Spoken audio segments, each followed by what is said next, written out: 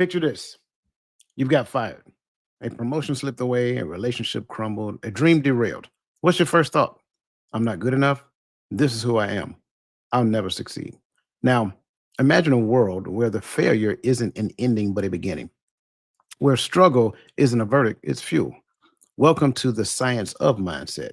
For decades, Stanford psychologist Carol Dweck unearthed a radical truth. Your beliefs about your abilities don't just reshape your choices, they rewrite your brain. Her research reveals two invisible forces steering every decision that you make: the fixed mindset and the growth mindset. Here's the kicker: by age 4, children already choose safety over growth. In landmark studies, kids picking easy puzzles over hard ones weren't lazy, they were protecting their identity. Their tiny brains whispered, if I try and fail, I'm not smart. Fast forward 20 years, and it's adults self sabotaging promotions, relationship, and risks, all to dodge the phantom of not enough. But Dweck's work shows something revolutionary. The brain isn't fixed, it's a muscle. Every challenge, every setback forges new neural pathways. And here's the secret those who thrive have mastered: failure isn't falling down, it's refusing to stand differently. Think about it. Why do some leaders crumble under feedback while others devour it? Why do students with identical IQs split into helpless versus relentless when faced with a math problem? The answer lives in two words: yet and now. Students told you haven't mastered this yet triple their effort. Those shackled to now, they tend to quit. Not because they're weaker, because society taught them genius skips struggle. Your mindset is your destiny, and destiny, it's your choice. So today, we tear down the cult of natural talent. We hack the brain's ability to grow through grit, and we start by asking, is the story you're telling yourself protecting you or poisoning you? Let's find out. So, that said, I kind of want to start off with a very simple question because, again, this whole conversation is about how do you stay focused in a world built on distractions. And so, because you guys know I like kind of including statistics in some of these conversations we tend to have. So I kind of want to put this out there with a little statistical information in there. In your opinion, why do 83% of professionals admit they spend more time managing distractions than pursuing meaningful goals? Hmm.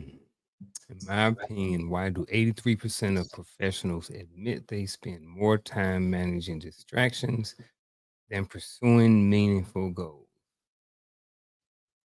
I think sometimes when you have people working, they're working a job, that job is not who they are and is not, sometimes is not that identity. That is a means to pay the bills. So when they're at work, they may be focused on what's going on at home, what's going on with the kids. I don't want to be here. This guy don't know what he talking about. I know more than him anyway, right? So what happens sometimes is that you get people at work who are just there for the paycheck. They're not really there because they want to be part of the company or part of the union or to for something bigger, right? So now you have so many people that are distracted by all of these things outside of the job. Now I come in, you come in as a manager, as someone um who's managing these people, and instead of you being able to say, "Hey, look, this is how things are, this is how they're going to be, A, B, C, and D." Well, other people got distractions, and some of these distractions are are are just part of life. Some of the distractions are somebody gets sick, we got to take them to the hospital. You know, kids get sick. We have doctor's appointments. When you work a 9 to 5, Monday through Friday, you know, you can only, you know, you have to take off of work in order to be able to go into the bank and to do all these different things. So I think that what happens is because employees are so focused on things outside of the job, managers have to try to gather everybody in and kind of keep them focused on the task so we can keep them productive and different things like that. So that's kind of my opinion about it. No, I greatly appreciate that opinion, and I don't think you're wrong at all. I think a lot of times what we want is for employees to have buy-in, and we believe that once they have buy-in, that they're dedicated. And I think there's a partial truth to that, but I also believe that distractions happen whether a person has buy-in or not. A lot of moving parts. You know, you got all the information that's happening on social media. You got all the stuff that's happening at home. You got all the things that are happening differently in each other's lives.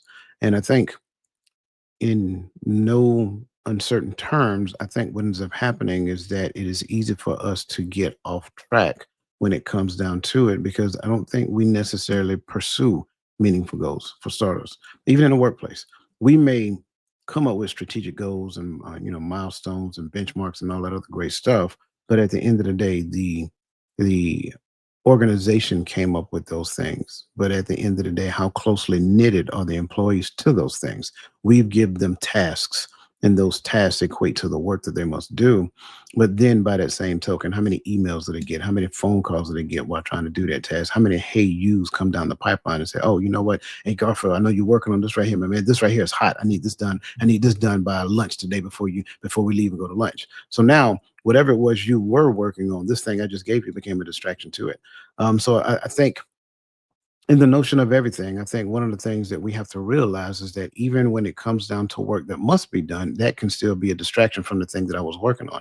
How many times have you been sitting at your computer and working on something, then you had this thought and say, "Oh, I can do this right here too as well." And so now you're not finished this task over here, but you got another screen open on this screen. You got another window open on this screen over here, and you start doing this because you had a bright idea over here. And then it's like, okay, now I can do this over here, and blah, blah, blah, blah, blah. We do that all the time because we believe in the notion of multitasking. But multitasking, like we've said before, is a fallacy. You don't really multitask, you really switch. Your brain switches from this to that and so forth and so on.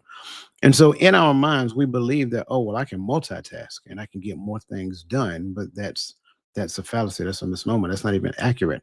That is just the way that our brains were programmed, because throughout our term of existing, our ancestors' term of existing, we believed that you get more done when you do more things.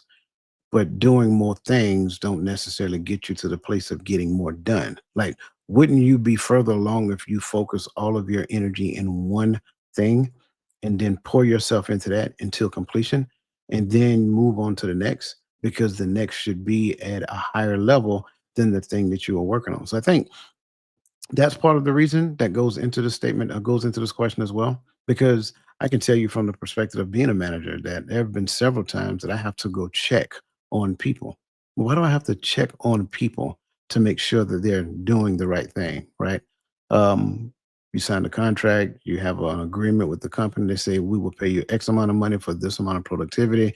They tell you the things that you have to be good at, and you should be able to do that. So, is it because you don't necessarily understand the job description, or the manager did not give clear, concise guidance in the do outs that were expected? So, within the scope of all of this, it can be a number of different things.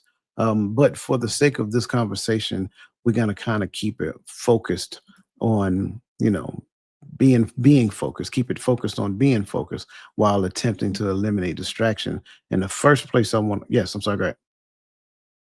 No, go You ahead. kind of hit alibi. Yeah. Something you said I didn't really want to gloss over, and you was talking about distractions. I never really thought about the distractions in the workplace amongst coworkers and stuff like that. Someone saying, "Hey, let's get together and have a potluck." Now they want to have a meeting to discuss the potluck. You know Yeah. what I'm saying? It's like, over here working, and then I think it also talks of, we can't eliminate the type of jobs that you work in as well. Like for me, I'm a high school counselor. So yes, I may be doing something, I may be focused on trying to do scheduling, but if a student that comes in that needs something, he walks in or she walks in, now and I have to stop what I'm doing because that's also part of my job. But that part of my job is not necessarily seen on paper.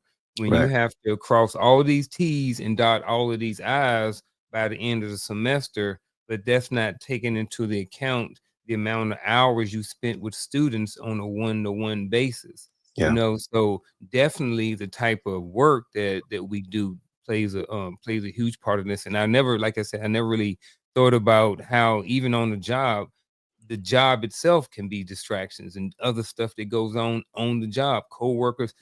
Imagine all them people in them cubicles and stuff like that, man. Yeah. Whew. Water cooler talks, smoke Water break, cooler talk, yeah, smoke breaks. all that stuff, all that stuff. Yeah. And again, it And each disconnects. other memes, group chats. Oh yeah, absolutely. Talked about what you talked about, what you seen on TV last night, and you got to watch the show. Mhm. The show is really good, and all that Yeah. other. And how bad the movie Superman is. I'm sorry, I said it out loud. Uh-huh. I do apologize. How was it? Um, yeah, it wasn't good. Oh, man. Not in my opinion, though. That's just Okay. it. I'm not a movie critic. I'm just a person who likes Mhm. movies. Um, so I think that being said, that kind of gets us into a place to we can kind of start diving into the details of this conversation because first and foremost, I want to look at a concept called flow. Now, this section is all about the flow famine, how hyper scheduling kills deep work. And I want to start off with this gentleman here, and I am going to mispronounce his name, so y'all please don't hold that to me. But this young man, I can't pronounce his name, but he is known as the father of flow. And he's kind of cut his teeth in positives in the realm of positive psychology, and he's kind of gotten to the point to where he incorporates a notion of being so embedded to what you're doing that outside distractions cannot influence you. So it's almost like immersion. So immersing yourself into it. And as you can see here, flow itself is characterized by intense and focused concentration on the task at hand, with distractions and external stimuli fading away. This in turn kind of puts us in a position to where we enter a state called deep work. Now, deep work is a state of peak concentration that lets you learn hard things and create quality work quickly. This term was coined by Cal Newport, a computer science professor at Georgetown, and the author of the book called Deep Work: Rules for Focused Success in a Distracted World. And I think this is a interesting concept because it kind of puts me in, like, you've heard of the different realms of sleep, and so you not only have, I think it's light sleep, REM sleep, but then you have deep sleep. And deep sleep is ideally where you get more of your rest. Like a lot of people, we talk about REM, rapid eye movement. We talk about that, but deep sleep is where you really rest. It's almost like a dream state, if you will. And so that's the focus that, he tend to talks about deep work and how it by itself, if you do that, it has a very intense form of concentration to where you almost become numb to the world outside of you. And so that's kind of like the notion that I want to kind of start off with, and I'll let deep work flow at the bottom. And that being said, the problem is constant task switching, emails, meetings, phone calls, whatever, tends to disrupt our neural pathways, which is needed for innovation. So, in this world, in our work culture, in today's society, why do you think institution reward business theatrics over actual output? And how does this reinforce surface level thinking? Why do institutions reward busyness theatrics over actual output? And how does this reinforce surface level thinking? Kind of back to the other, what I was talking about earlier when it comes to the employees. People are distracted, they have a lot of other stuff going on. People also know that people can be manipulative. People, you talked about the 4-year-old learning certain things then. I think we start off early in life being manipulative, and sometimes we get older and we don't even realize we're doing it. Even if it's, like I said, sometimes it may be intentional. Now, where I'm going with this is this. Here's what I mean by that. You have people that are at work and they need to move ahead. So they assume that working later hours, wearing a certain outfit, um, having certain conversations, looking busy, doing all of these different things, not going to lunch, not going taking smoke breaks, doing all of these things, people, when you look at it, it seems like those are the ones who have gotten promoted in the past, right? So I was trying not to go to the military, but I got to go over there. All right. So when we saw a lot of people, I saw a lot of people in the military who had great APFT scores. They may have looked the part. They may have chiseled chin, all of this stuff. The uniform looked good. It was always at this. They was at that. They volunteered for this. But they wasn't doing nothing. There was horrible leaders. They was disrespectful. Behind the scenes, they may have been having to doing bad things behind the scenes with doing things they weren't supposed to be doing. But when they get to work and they're around Master Sergeant so and so or First Sergeant so and so or Platoon Sergeant Dwyer, they like, hey, everything look good. They act like their stuff don't stink. And it seems like sometimes those people were the ones who were getting rewarded. So it's like, well, this is what I need to do too. So I think sometimes it is something that may be part of a culture or what is assumed to be part of a culture or your perspective on what part of the culture is.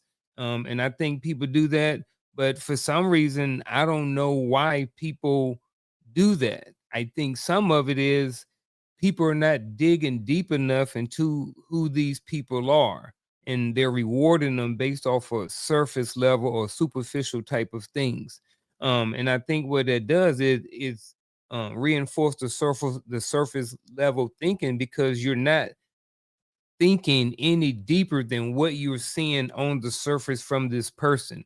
You're seeing Unc every single day. Hey, man, this Joe, he don't never take no breaks. He don't take smoke breaks. When he always back from lunch on time. When I see him at lunch, he's already, he's talking to the boss about how he can be better, whatever like this. He's here 15 minutes before every single shift. He's always doing the right thing all the time, and it make it seem like he's doing the right thing. So when you see that and you don't look below that, I think that's where you start getting stuck at, where you seeing people as just the surface level, and that's where it kind of reinforces the surface level thinking, because you're just rewarding what you see versus what's underneath the actual person. Very Oh, long-winded no, no, response. no, no, no. It was good. I like that, and I appreciate that response. And I think you're right. I think you're right. I think institutions reward busy theatrics because it's easier to assess. Like if you pay close attention to it, it's like visible displays of activity are easier to observe and measure than, let's just say, creative thinking and genuine results. And I think these signal managers and their peers that someone is quote unquote hardworking. Mr. Martin, he works really, really hard. How do you know? Look at him; he's always working. But are we assessing the right things? Become it's probably one of the questions that we have to look at. Is it institutions? And we say institution, we're not talking about like universities. We're talking institutions as a means for like organizations, right? Which also includes you know institutions of higher learning. Um, but are we really assessing the right thing at the institutional level? Now, is it the institution's responsibility for me to bypass the facade of genuine work and creative thinking? No, I don't think it is. But by that same token, if you're employing me and you're going to reward me for surface level thinking and minimal work, then it's kind of like the notion of why should I do more if I'm getting what I want anyway? That's kind of like how people think. Um, but you also have to realize that this surface level thinking that we tend to reward, like you said, it kind of incentivizes people to optimize appearance over over genuine output, right? And it can prioritize quality or quantity over quality. Obviously it avoids deep work, and it kind of discourages you from taking risks. And so ultimately what we have to realize is that when you reward shallow work and short-term thinking, it ultimately stifles true production and innovation. So we'll talk about innovation and creativity all the time, but we don't set the conditions for it to be the case. Go ahead. Do you think some of that is how it's just going to be, and that big businesses can control it? And what I mean by that is this: promotions come from top down, Sure. right? You looking always, you got a big company, whatever like this, and they're looking to promote somebody. Well, they're promoting from the bottom. So they're promoting, no disrespect to anybody, but they're promoting from the bottom level to these people, right? But these people up here don't have a bird's eye view into what's going on at the bottom. They're all they know is that we need to promote 8 more sergeants, or we need to promote 8 more people to manager in across the span of Chick-fil-A or whatever company it may be.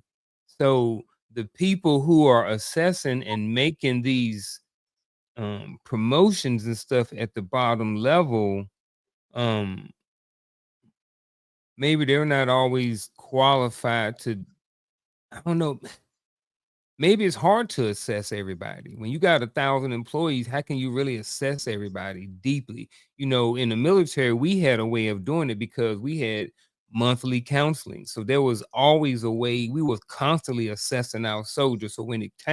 when it came time for promotion, there was already a system set up. So, and I guess I say all that to say now that I'm rethinking that companies can do it. They just have to come up with a system that focuses on it, and it focuses on assessment. Well, so you're right. I think most companies have that, right? Mm. Most companies have performance evaluations, right? But here's the issue: Ooh. we're talking leader development. That's what Mhm. your question is all about.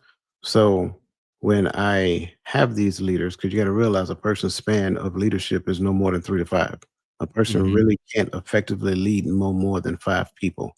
And when you start looking at these larger numbers, you got to look at the subordinate leaders in the company. So just because a company has 1,000 people in the company, sure, you got to look at how many leaders in that company that exists as well.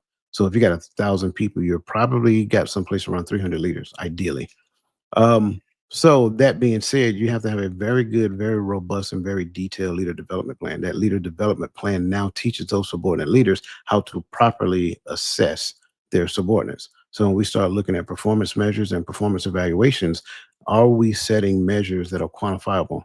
Are we evaluating them based upon that metrics, and are we helping them to create the plan to improve upon the metrics that we have now uncovered? Because at the end of the day, if they're not achieving said metrics, then something is missing. Something is wrong within the scope of the environment. So we got to fix that, whether it's internal to them, internal to me as a leader, or internal to the organization, and it's a culture thing. So now, when you start getting after those questions right there, it's all about leader development. Can I do leader development on a regular employee who is not a leader? Absolutely. They just don't know that I'm doing it, and then eventually they get to the point to where they start to have, going back to what I said previously, they start to have buy into not only the organization itself, but the work that they're actually doing. So now they're caring about the work so that they can get to the point of deep work, not shallow work and things of that nature. So now I will not turn the product over you until I am confident that this product here does exactly what it's supposed to do, the way that I need it to do, and it meets your expectations as well. Got it. Got it. Long-winded response, but yeah, that was a great question. I got it, man. I like it. All right. Next, that takes us to what is known as the 2 minute rule. Now, the 2 minute rule I think is interesting because if you haven't paid attention, some of the things I'm going to hit you with includes laws and theories and things of that nature because it's all centered around human behavior. Parkinson's law is the idea that work expands to fill the time allotted for its completion. This means you take longer than necessary to complete a task, or you procrastinate and complete the task right before the due date. With Parkinson law, it kind of helps you to realize where you exist within the spectrum. Because here's the problem when it comes down to it: 62% of people start days with quick tasks that derail priority work, according to the American Express study done in 2022. Now, sure, it can be a little antiquated because it happened 3 years since, but I don't think human behavior has changed that drastically. So, in my opinion, I still think this is a valid study. So, it takes me to the notion of what is known as micro productivity, which I believe is it's a thing, but I don't think it's a genuine thing that we can hang our hat on. Because productivity encourages the belief that constantly completing small tasks, in other words, checking a box, equates to meaningful progress. This focus on immediate visible accomplishment can erode the time and mental energy needed for deep, sustained work that builds a true legacy. So, my friend, how does micro productivity lead us to prioritize checking the box over meaningful legacy building work? Man, I'm like, man, coach must be over here sitting in my office sometimes because I would say that I am probably, and whether or not we want to adopt this as a real word or thing or not is don't matter. It still is a word that we can use to where now everybody understands. So I get it 100%. Um, so I'm over here as you talking and monologuing, I'm over here like, man, this might be me. You know what I mean? I'm over here looking over here right now. And yesterday I got 1, 2, 3, 4, 5, 6, 7, 8, 9, 10, 11, 12, 13, 14 things on my list. I am a huge proponent of checking the box. Here's what I am also guilty of: micro productivity. Most of the things that get checked off are the little small things that are easy to do. I will put small things on there intentionally. Check email, stuff like that. You know what I mean? Make a phone call at 9 o'clock. You know what I mean? Workout. I'm going to work out anyway. You know what I'm saying? So I put stuff on there sometimes. I mean, there's some things on there that are long, like complete 4 coaches corner shows. That was on my list for yesterday, and I got 4 of them done. So that was a long task, but that task has been on my list for about a month because I'm just speaking to me right now. Mhm. Whatever reason, um, I could be transparent. But now that I'm having this conversation, it's like more real that I do need to be focused on some of these longer things. I got a whole bunch of things that I have on the shelf because of how long it's going to take me to do. So it's like far as prioritizing and stacking what comes first, if I can get 10 things done versus 2 things, sometimes I think I'm more accomplished if I get the 10 things done than the 2 priority or than the 2 big things. Because the 2 big things take so much time. Those might take 4 hours to do. The 10 big things might take 3 hours to do. So if I got 4 hours a day, do I want to get these 10 things done or do I want to get these 2 things done? So I see it all the different type of ways. So how does it lead us to prioritize checking boxes? Um, I don't know. It just That's my story right now. I got And you. I will say that this, when it comes to meaningful legacy building work, there are 3 things that's supposed to been already done by now. And I will say that I've got a whole bunch of other things done, they haven't been done. My book was supposed to been done already. My children's book series was supposed to already been done. And my other book that I thought about was already supposed to been done already. Yeah. Those meaningful legacy building work have been put on the shelf because I've been checking boxes about mailing my son's box, going to work out, and checking my email. Yeah, I appreciate that, man. It makes you feel good. That's the answer. It makes you feel good. Remember, we had that long conversation a few weeks ago about dopamine? It's the carrot on the stick. If I can check some of these boxes off, I feel like I was productive today. Yep. And that is in essence what it all boils down to. Your brain is like wired to seek quick rewards. So we believe wholeheartedly that completing tasks, regardless of how big or small it is, it means that today was a meaningful day for me because I was able to accomplish some things. But when we look at completing tasks, regardless of how big or how small, because we're wired for quick rewards, it kind of gives us a dopamine rush. We it's almost like, you know, do good, feed me, kind of like concept. And that's what happens. So we'll do good so I can feed me that feel good chemical that is released whenever I get to check the box. And it makes me feel productive and accomplished. But the issue is that it can trap us in cycles of shallow work. And ultimately it distracts us from more significant long-term products. Like giving your example, you would have felt 10 times more accomplished completing that book in the long term than you would have checking Mhm. 10 of those boxes. Because Yep. here's the funny part about those, and I call them menial tasks, but here's the funny part about those menial tasks. They're always there. You complete 4, you plan for 4 shows on Coach's Corner. Well, guess what happened once, we get about halfway through those 4 shows. It's time to plan for 4 more shows, right? And so, in all actuality, I'm not saying that those shows aren't important or going to the gym isn't important, as you mentioned, or I can't remember the other thing you mentioned. Sending a Checking your box, mail. checking your email, sending a box. Not saying that those things aren't important, Yeah. but what we're saying what I am saying is they don't equate to the legacy building aspect, the more like the thing that you could do that can be impactful for a multitude of people. Um, and so it's just one of those things. I know somebody's cringing in their seat as we're having this conversation because in their mind they do it all the time, and me too. I do Oh, it I too. know I ain't the only one. Yeah, you ain't the only one. Me too. I do it too.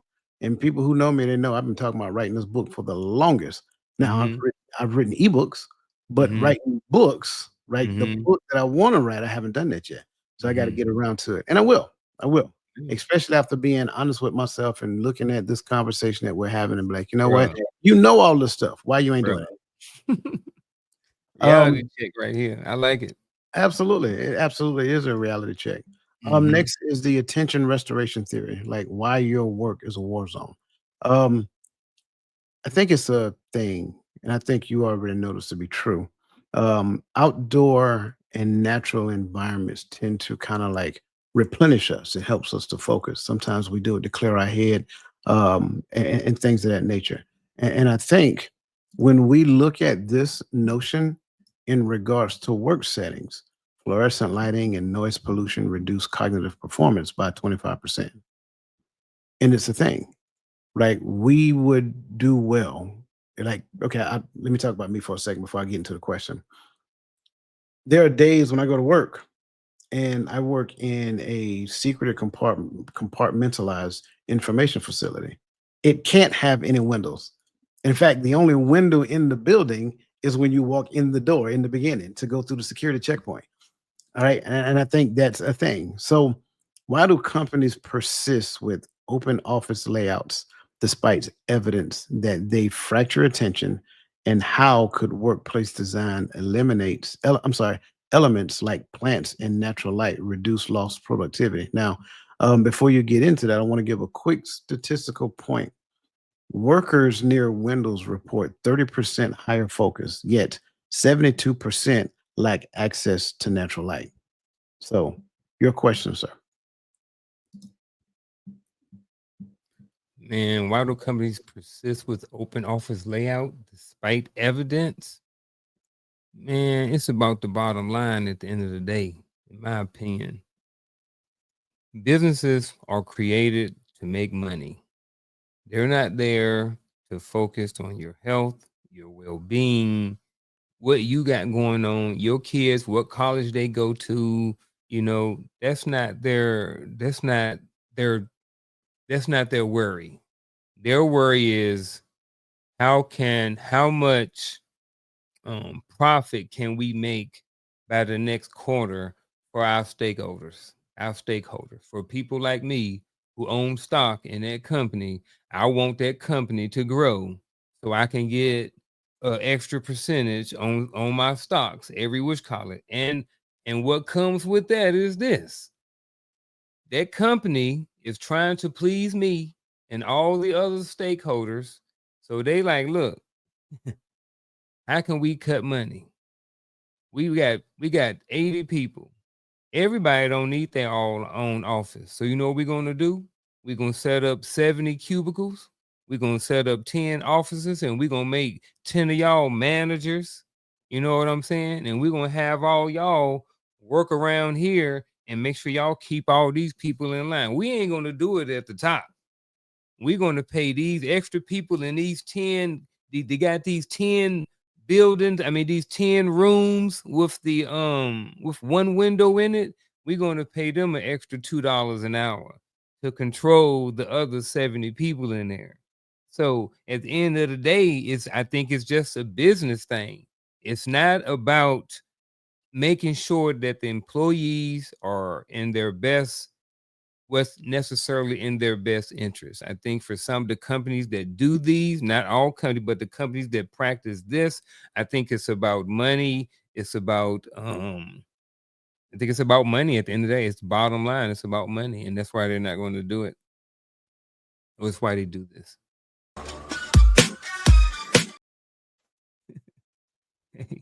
I mean, that's the bottom line. The bottom line is it's about money. The statistical data shows already that these large, like, I'm just going to call them like warehouse type. I'm not necessarily saying warehouse. It could be a large office space with like 20 cubicles in it, whatever. Or it could be, Call centers and stuff like that. yeah, something like that. Or it can be a larger facility with section cordon off workspaces, one or two offices, because that's where the manager works or whatever the case may be. Those things were created for oversight and money. Because at the end of the day, remember, a manager's job, in most cases, they report that 83% of the time they spend trying to eliminate distractions. So if I put you in the room with them so that you can look at them, now you can help to eliminate the distractions. Therefore, now, you know, but at the end of the day, another notion they believe is that, well, it kind of facilitates collaboration. No, that's not the case. The only thing that facilitates collaboration is intentionality. When you become intentional about collaborating, then you will collaborate. I don't care if you're sitting right next to me or not. Here's the thing that a lot of people tend to do. They will send an email to the person on the other side of the cubicle from them. And then at lunch, hey man, did you get my email? No, I didn't check my email. But oh, I sent you an email about 3 hours ago. Well, why didn't you just tell me? I'm right here. Only thing, get up out your seat, walk around and say, hey, Garfield, hey man, I'm about to send you an email. In the email, I'm gonna this, that, and the third. When you get a chance, I need you to action this for me. And Garfield can give me a vocal right down the spot, right? A vocal compliance right down the spot. Okay, cool. I'll be looking for the email. Cool. Then I go back to my desk, send. You got it? All right, cool. That's collaboration. We just talked. We just, I don't know why we believe that just because we cram everybody in the room and make everybody breathe the same air that they're breathing, right? That automatically begins collaboration. It does not. That is a fallacy. We made that up, and unfortunately, kind of like what you said, because of bottom line, because of money, right? That now becomes the driving force, and everything else behind it is secondary. Um, and I think ultimately, it's how can I say it? It is the perception that we have of fostered collaboration and maximizing space efficiency to reduce costs as well. So that's ultimately what it boils down to. But man, you were spot on with that. So thank you for that. I just kind of over embellished the same thing that you previously said, but absolutely. Um, Next is the Eisenhower matrix paradox. Why urgent is the enemy of important. Now, I think this is interesting as well because we talked previously and I showed an example of the Eisenhower matrix. And the Eisenhower matrix prioritizes tasks by urgency and importance. And the problem is that, well, corporate cultures glorify urgency addiction ASAP. Hey, this is hot, Garfield. I need this done right now. Like we in a meeting, like Garfield, I know I got you working on a project, but I got something that I need you to do. So set the project aside and I need you to do that. And ultimately, it kind of gets you to kind of push aside the strategic work that you were working on because I coined this as being hot, probably because somebody above me is getting hammered because they need that right now. And the sad part about it is that 89% of leaders waste 3 or more hours a day reacting to non-critical urgent demands. And that's based upon another Asana study that was done actually this year in 2025. So that said, why do professionals conflate urgency with worth? And how does this societal fear of missing out drive people to chase irrelevance disguised as productivity, ultimately eroding long-term vision? Got a story. Buck Sergeant Martin working in brigade, Fort Hood, Texas. NCO comes in, Sergeant Martin, you need to go see Sergeant Major. I ain't did nothing. I've been good. Sergeant Major, knock on Sergeant Major's door. Stand pray rest. Sergeant Major, Sergeant said you need to come, you need to see me. Sergeant Martin, delete your signature block. Get out. Roger that, Sergeant Major. That was it. My signature block said, at the time I was working in school, I was working in brigade schools, always getting last minute stuff. My signature block said, failure to plan on your part does not constitute an emergency on mine. Mm. So I guess that was in on my signature block. So when I would send emails out and it would be to warrant officers and officers and stuff like this, because it's last minute, they hadn't done their school stuff and they coming to me because they need orders to go to school and they supposed to leave tomorrow and you ain't got no orders. So that was it. So I learned that some people started focusing on urgency and not what was going on. You know, I'm working on the important task so it doesn't get to an urgent state. You know, so to the question, why do professionals conflate urgency with worth, and how does this societal feel such as FOMO drive people to chase irrelevance disguised as productivity, ultimately eroding long-term vision? I don't know, I think sometimes people just scared and like to throw people's name under the bus. You know what I'm saying? They like, look, man, I need this done now. Sometimes they want it done now because they've been distracted all day long. They've been smoking and joking over at the water cooler, and they had 4 or 5 smoke breaks, and now stuff ain't been getting done because they hadn't been planning. And now all of a sudden, hey man, Ace 8, email Sergeant Dwyer. Sergeant Major said, bro, Sergeant Major ain't said nothing, bro. Why you throwing Sergeant Major's name up under the bus? You know, I think it's all of these things, people throwing name dropping and all of this stuff. I just think is overall bad. I don't know how I got way off on here. And I think it's probably you probably need to clean it up a little bit for me. I might have got too No, far off. you good. You good. I really do like that example because I know, like, I had school NCOs working for me, so I know how frustrating that can be.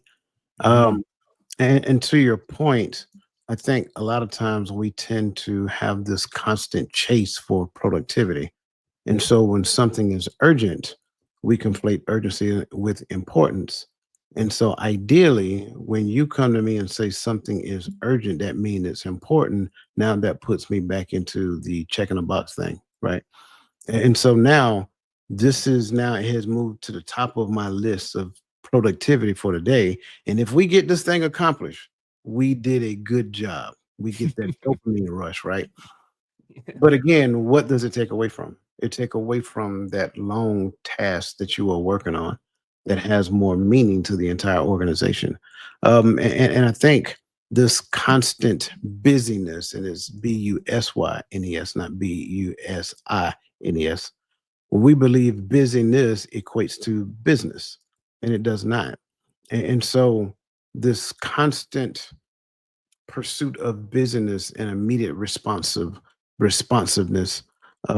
with we kind of overvalue that, right?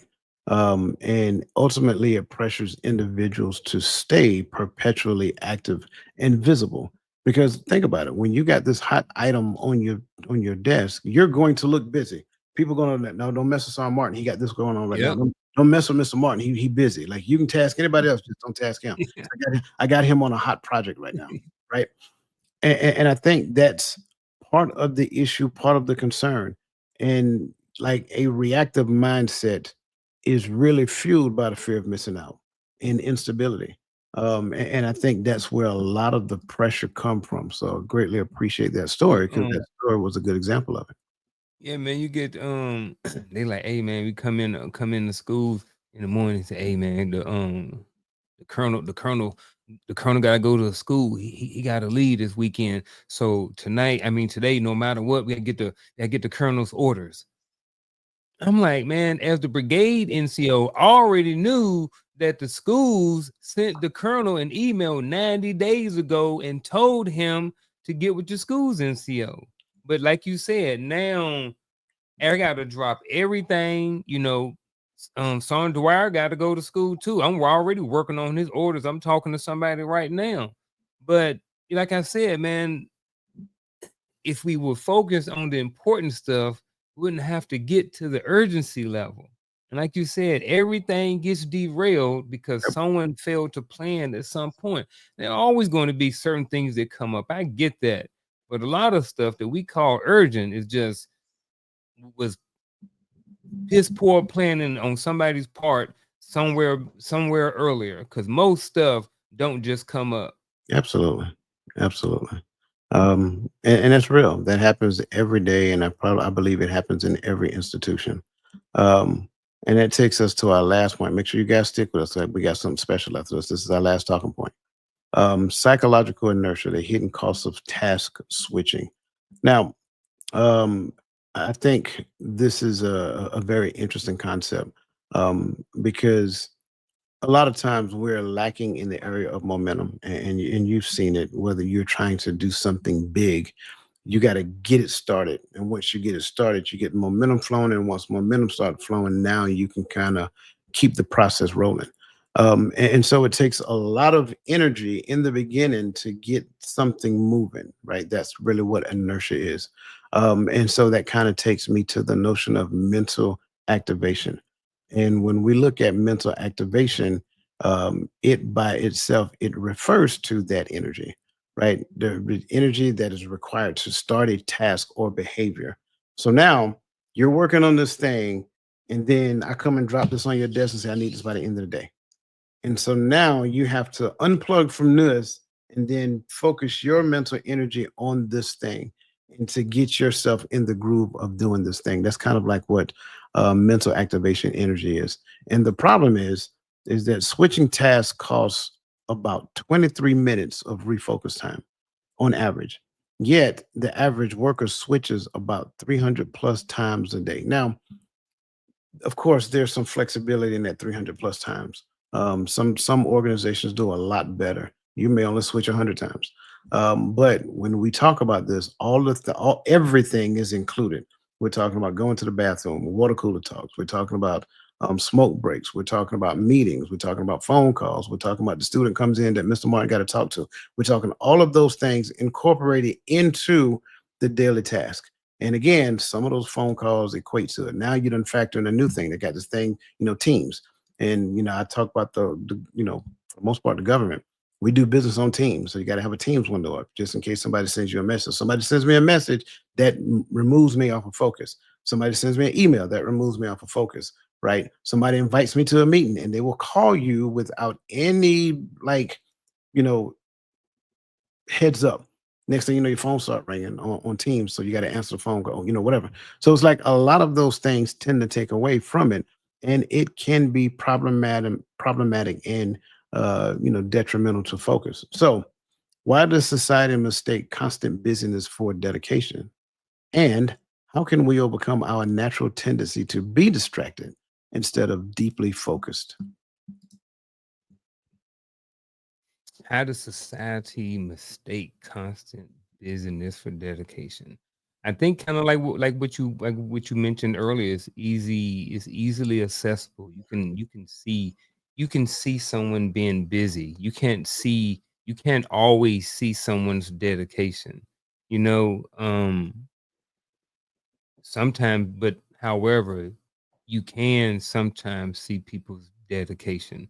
So, I mean, there are some people that you can look at a football player and you know that this person dedicated and you know that person put in the work by the way they show up on the field versus somebody that's always at practice and they're busy and they're doing everything, but they ain't, you can tell that their skills are lacking and you can tell they're not putting the work. They're just maybe going through the motions. And, but I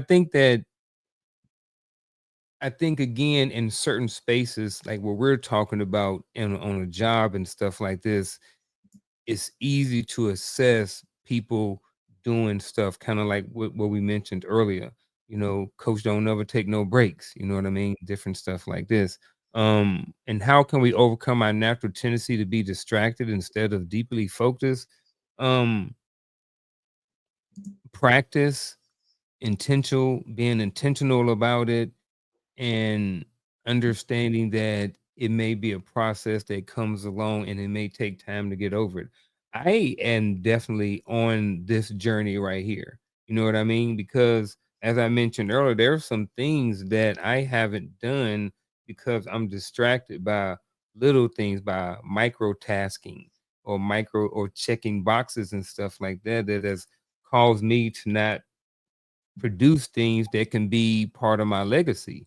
Um, as you mentioned, and I'm still thinking about it right now, and this conversation is a really good wake up call to me right now, as far as what I really need to be doing and some of the things I need to be focused on.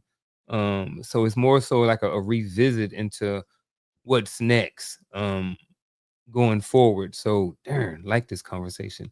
Yeah, man. Um, the natural tendency to be distracted. How can um listening to content, figuring out, seeing if you actually have a problem or if this is part of who you are, and then coming up with a plan to reach the goal um of whatever it is that you want to accomplish. I don't think it's necessarily as easy as just this is how we just overcome it. Yeah, I think it's a few steps that goes into this in order to do it. I am definitely on this journey right now. yeah. Yeah. But Uh, I will say this. I think we all have certain areas that we may be able to do this in and certain areas that we may not be able to do it in as well. So yeah. I think so. I think you're right. Um, I think we all are definitely in some area of our life working on this. I don't care who you are. I think you're working on this. Even businesses, especially businesses, right? And for the sake of time, I think your assertion of intentionality is 100% spot on. Like we can be intentional about creating environments and habits that support concentration by setting like boundaries, minimizing interruptions, and practicing mindfulness in the midst of it. Sometimes we may feel like I have a hard time focusing, and we'll say that out loud. I have a hard time focusing. But do you really have a hard time focusing, or you've not given yourself permission to focus? Like you are intentionally distracted. Every time you turn around, you got Facebook up, or you got TikTok up, or whatever the case may be. You scrolling through the feeds or whatever, and you see it at work. People at work, people that be at work and send you TikTok messages at work. Like, how's that possible? You can't be working. You can't be focused on anything meaningful, right? And so I think that's all an embedded culture, right? It's culture inside of a culture, right? You can set the notion of culture through values, right? Organizational values. But then by that same token, how are we embodying that culture within the organization itself? So I think if we look at those things, setting boundaries and practicing mindfulness, right, and making sure that we minimize distractions, right? Leaders first. Leaders have to minimize distractions, like you said. Your sergeant major said, failure to plan on your part does not constitute an emergency on my behalf, right? Again, that's a common thing that we hear in the army. That's why I was easy to quote it again. Those things kind of help us to get to the position to where we can overcome a natural tendency to be distracted instead of deeply focusing. Now, I know we're short on time, and I did promise you something, so we're going to do it. We're not going to do the whole thing, right? But Brother Martin, you are on deck. Generally everybody's seen the TV show, so I can't call it what the TV show called it. So this is going to be another episode of Coach's Choice, right? Remember, we did Coach's Choice at one point in time. So because of time, we're not going to go through the whole board. Pick a category and then pick a value, and then that will promote the question, and then you have to respond with the answer that starts with a question. What is, who is, whatever the case may be.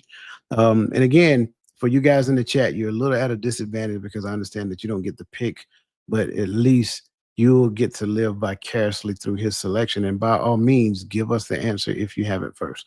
So, Brother Martin, that's the rules. Any questions about it? I know you've seen this game played several times before, so I think you already know it inherently. So you have the floor. All right. So what's the one at the top? We had the psychology. Said psychology something. The logo's blocking it. Psychological. So they're the same talking points we had today. Psychological inertia. Going to the left, Eisenhower matrix paradox, attention restoration theory, the two-step rule trap, and flow state and deep work. Psychological inertia. Psychological and no. That one. Let's do flow state and deep work for 100, Dwayne. All right. Flow state and deep work. This should be pretty easy. Open says me. Why does it not want to open? Okay. This psychologist coined the term for the state of total immersion in a task. What is that person's name that who is that person's name that you can pronounce that started with an M and ended with a C? I give you that one. I give you that one. I give you that because I can't pronounce his name. But I put it in the window that way everybody can see it. And I give you your point for that. Yeah, that is his name. Mihaly Csikszentmihalyi, that guy. Yeah, him. Yeah. All right. Very good, sir. Yeah. You've got you're a team. I'm gonna stay in the same category, but I want to go with let me go with 400. Okay, that's what I'm talking about. Category 400. All right. The type of work, creative or strategic, a surgeon prioritizes mid-operation while others neglect it. And those my choices, creative or strategic? No. That's part of the question.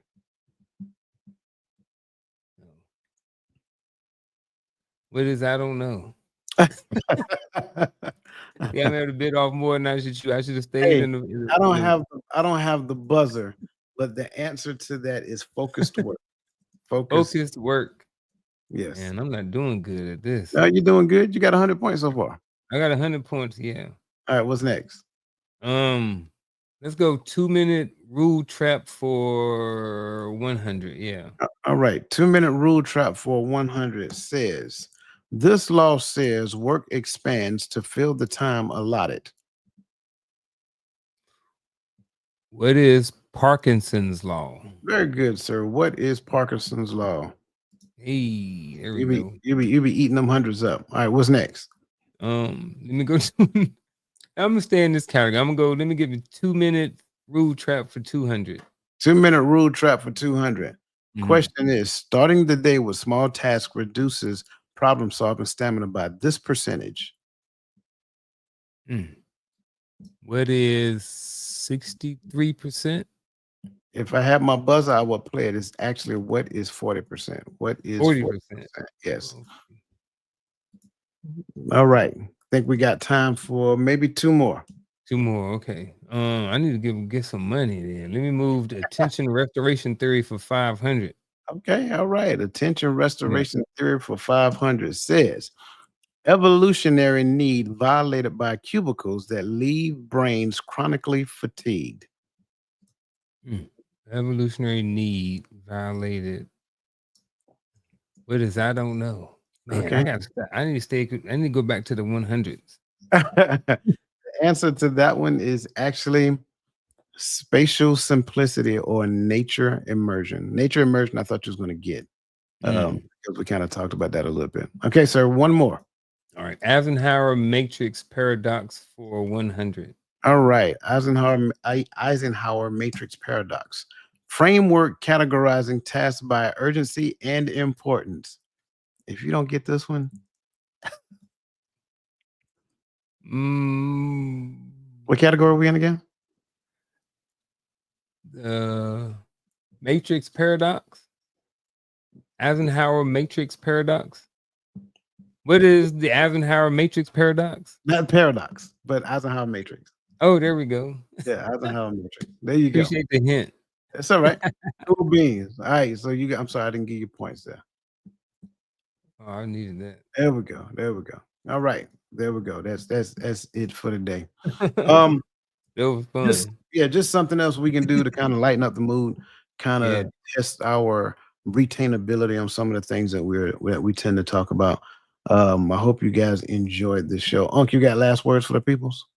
August 16th, make sure you check us out for the seminar.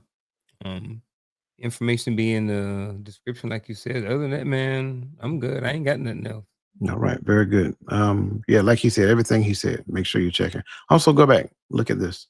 I think there's a lot of information that was relayed during the show. A lot of meaningful information. It can be used in a workplace setting. It can be used in your own personal life, especially if you want to work on something meaningful.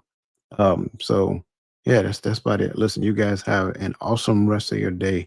And as always, let the best version of yourself be a blessing to somebody else. And we will see you again next week. We are out.